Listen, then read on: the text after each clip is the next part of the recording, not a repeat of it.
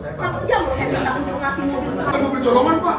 Ya, Ngapain ya. kita ke polisi? Ini ada yang buka ini. Mana yang punya kartu BPKB-nya saya tanya? Ini. BPKB-nya mana? Itu ada. Ada BPKB-nya? Bukti kapsul roda 2 ataupun berada di mana?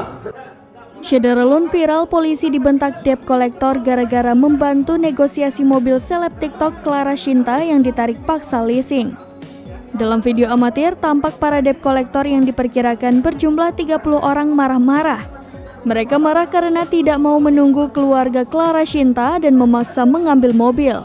Bahkan, seorang polisi Aibtu Evin yang dihadirkan untuk menenangkan suasana malah dibentak habis-habisan oleh kawanan debt collector.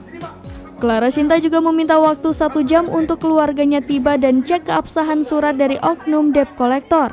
Aibtu Evin secara baik-baik mengajak kawanan debt collector menyelesaikan masalah di polsek terdekat. Kawanan debt collector tidak mau kompromi dan bersikeras bahwa mobil itu harus ditarik saat itu juga. Oknum debt collector bahkan merampas paksa surat-surat penarikan.